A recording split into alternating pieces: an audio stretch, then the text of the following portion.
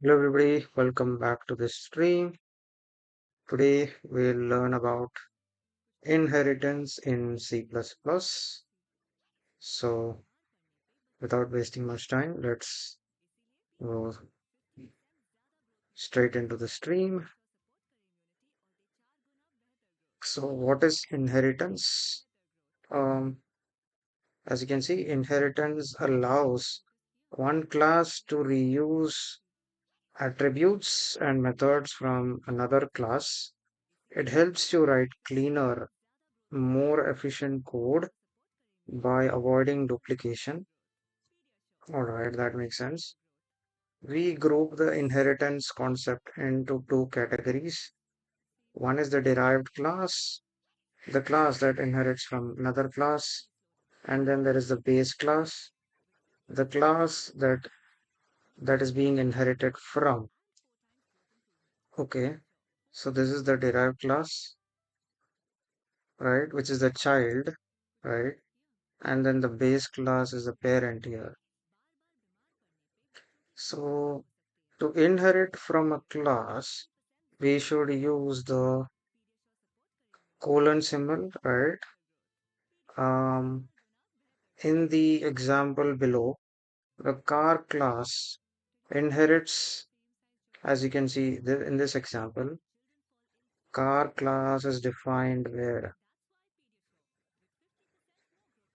all right, that is the child class, right? Car class is the child class,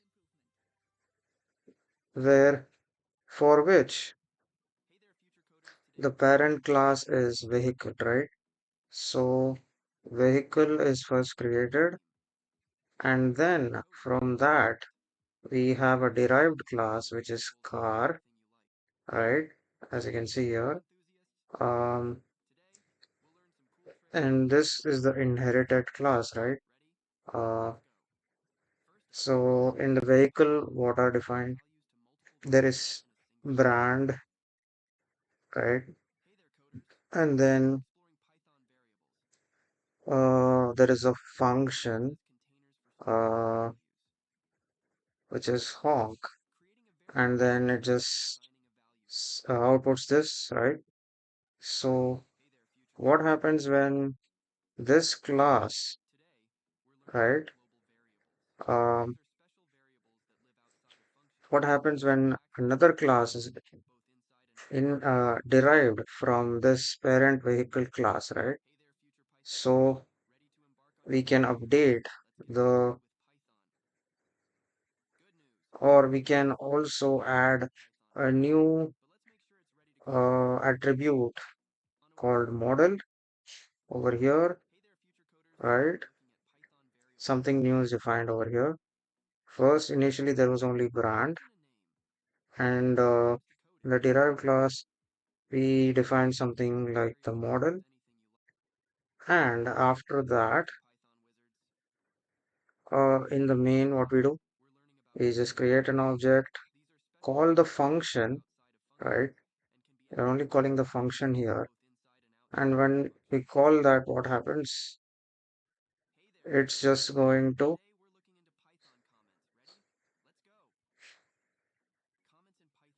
it's just going to go here, right? And then it's going to see out my car dot brand. So the brand is going to be printed. Brand is going to be printed Ford, and then model is going to be printed when you call dot model. So you can, so this is how you can do inheritance kind of model, right? Um, so I think we should just try this out by ourselves to just check how it works. Um,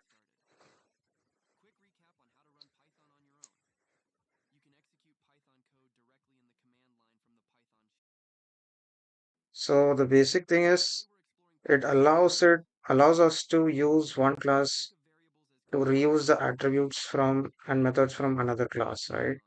So this just gets inherited over here. attributes of this just get inherited over here in the car as well. So notice we don't, when you're creating the object, we don't say vehicle, right? We just say car because we have inherited the attributes of vehicle as well when we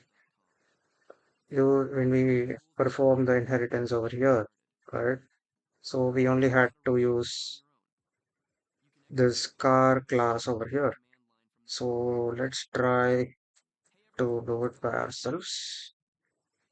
Um, okay, so I'm just going to create a new file over here.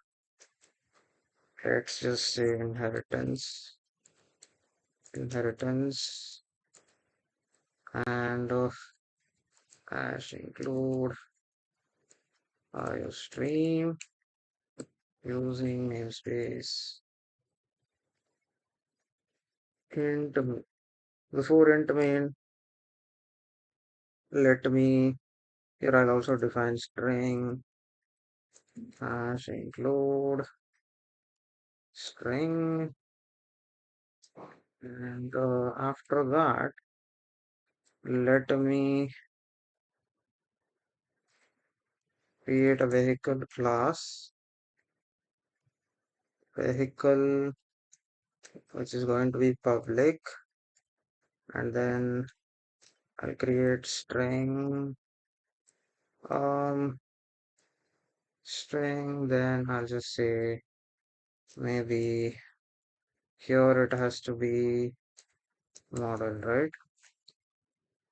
Here it is brand, all right. The first set brand, it can be anything, doesn't matter. Uh, and I'll just give Mercedes,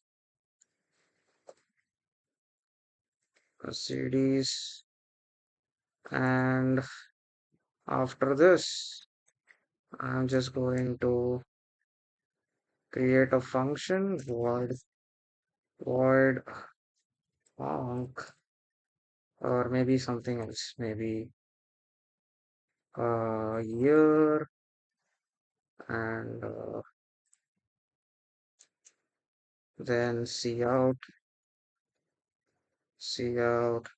1990 1994, and then I'm just going to give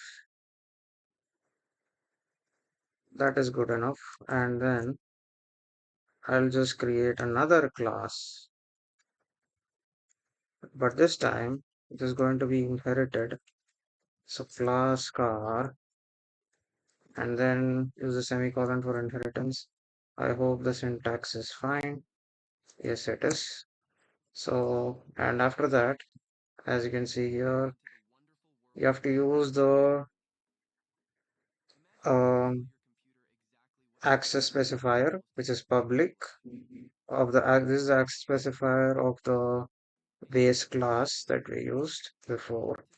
So public vehicle, and then now we have the access specifier of the derived class, and then you just say string model can be anything. I'm just going to say s class, and uh, after this I will have to start with my main function, right? So int main, and inside the main I'll have to create the object. Notice that while I'm creating the object, I'm using the car class, right? Which is the derived class, right? So car, and then the object my car, that's good enough. And after that, I'll just say my car, my car dot, it is year here, right? So year, Here I'm just calling the function. Um, Hopefully there are no syntax errors. Okay, what happened here? Something wrong? Let me check it.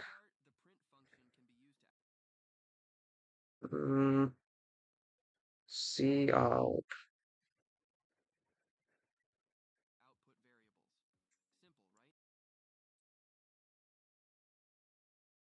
Sure what happened there. Anyway,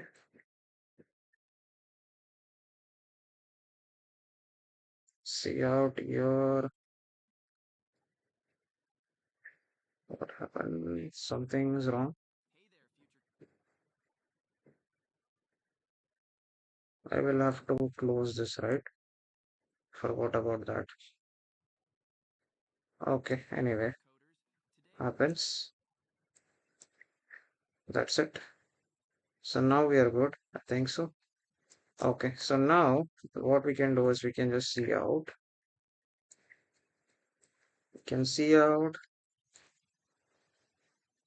and say my car and then call the brand first.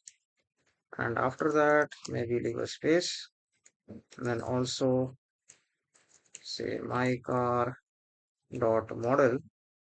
So now we are just calling both the attributes which was defined in car class and also in the parent class which is vehicle, right? So brand was here, I mean brand was here and model was here, right? So now when we see out, let's see what gets printed. All right,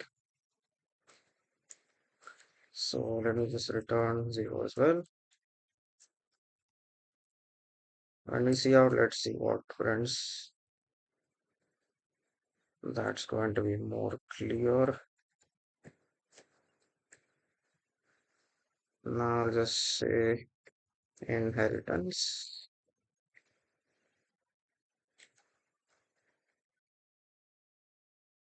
And here as well, let me compile. It does compile, hopefully, yes. And now let me just change it here as well. Okay. All right. So now we successfully performed inheritance. So we wanted to print the brand. We got the brand. There is something wrong here. Okay. Here we are. Okay. So here when we call the function, right? We are also see out. We are doing see out this, right? See out the year. So that gets printed first, right? And after that, we wanted the brand. So brand Mercedes is printed over here. And after that, there is model. So S class. So here we have the brand and the model, the year, brand and the model. So 1994 Mercedes S class. So that's inheritance. Um, there is a note here when and why and when to use inheritance. It is useful for code reusability. Reuse attributes and methods of an existing class when you create a new class. So that's what it is for. And if you have any questions on that, please do let me know in the live chat. Um, if you've just joined, welcome to the stream. So, yeah, let's keep going. Next topic is multi-level inheritance.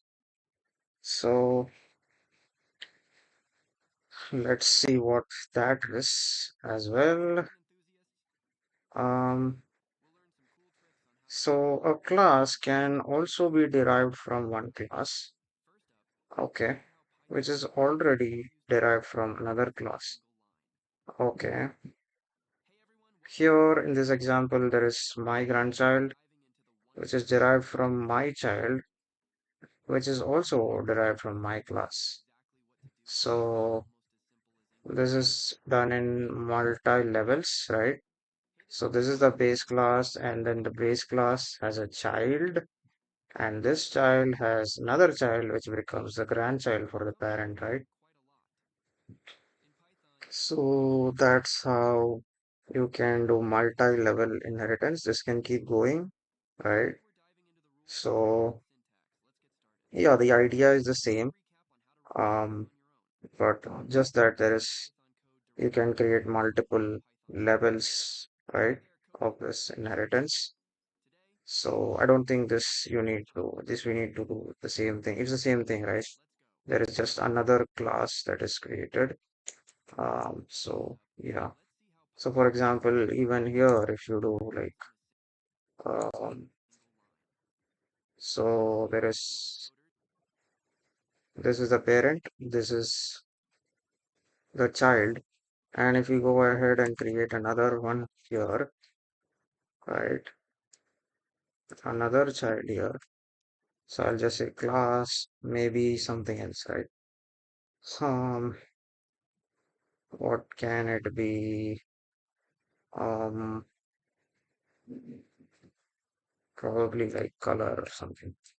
Color, let's say, for example, color, and then I can say public. Now, in this case, I'll have to create this with this, right? Car, right? As you can see here, you have to mention the parent of this class, right? Which is car in this case. So car,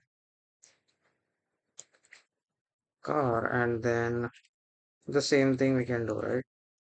Public, after that, string, I can say color equal to, maybe I'll go with black, and then after this, here, I can just do the same thing, right? I can say my car dot color. I can just say my car dot um color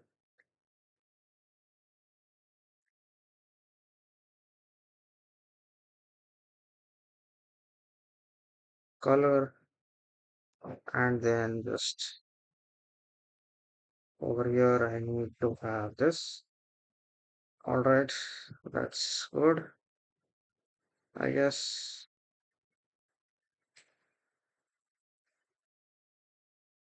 What happened over here? My car.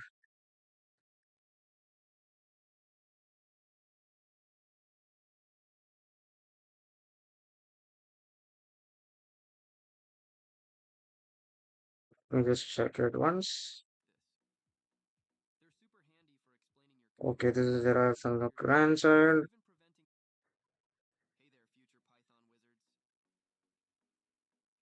Okay, all right. This time we'll have to do it with the grandchild, right? That is the newest, right? So we'll have to create the object with the grandchild. So color, and now I can go ahead and use the color, right? Color over here. Now, if I run, see, now it gets printed the year. Now I have the brand, the model, and also the color, right? So like this, we can do how much ever we want. That's multi-level inheritance. I hope you understand this. Um, I think I'll just keep going. If you have any questions, you can ask me in the live chat. Here there is multiple inheritance. What is multiple inheritance? A class can also be derived from more than one base class using a comma separated list. Okay, so here if you see in this example, there is a base class defined and then there is another base class. All right. Okay, so there are two base classes here and both have some functions. Now there is a derived class after that. What happens here? Okay, this is the name of the derived class, and this class is apparently derived from both these base classes, right? Do you notice? My class is over here, my class, my other class is over here, there is my other class. So using a single derived class, we just called two parent classes at the same time, right? So that is multiple inheritance. I think it's very clear we don't have to do this. Um, and obviously, when you are making the object or when you're creating the object, you have to use the name of the derived class because that is the newest, right? Um, and obviously, you have to call the functions. So that is it. What about here? I think access specifiers. Okay, these are specifically, I mean, if you want to learn about access specifiers, you can go to my previous live stream as well. Um, so in this, so far we have only used public, right? Um, but we can use private as well, and also there is protected. So in this case, right, what happens is protected is created, protected access specifier is created. Um, I mean, employee class is created using the protected access specifier. Um, and then there is a derived class um, from this. Okay. And that derived class does all this. So as you can see, this class itself is protected, which is a salary. But then this particular derived class is public, right? Which is what a protected is supposed to do. So that we have also learned in the access specifier section. So I can go back to that. Um, so yeah, that is about the access specifier when how we should use it while performing inheritance, right? I think this is the most useful when we perform inheritance. So yeah, that's about, I think that's pretty much about inheritance. So yeah, um, next is polymorphism, but I think it will be too much for just today. So I think we can end it there. If you have any questions, please do let me know. Uh, yeah, you can let me know in the live chat if you have any questions. Meanwhile, let's just go through a little bit here. Okay, let's not look at that now. Okay, so that was good. If you have any questions, please do ask me right now. Um, I think, yeah, else probably we can just end it here. Yep, I think if there are no questions, then we can just end it here. So I hope you all enjoyed watching this live stream. If you did, please do consider subscribing to the channel and also share it with your friends who might also enjoy it. So yeah, uh, meet you in the next live stream. Until then, see you and bye.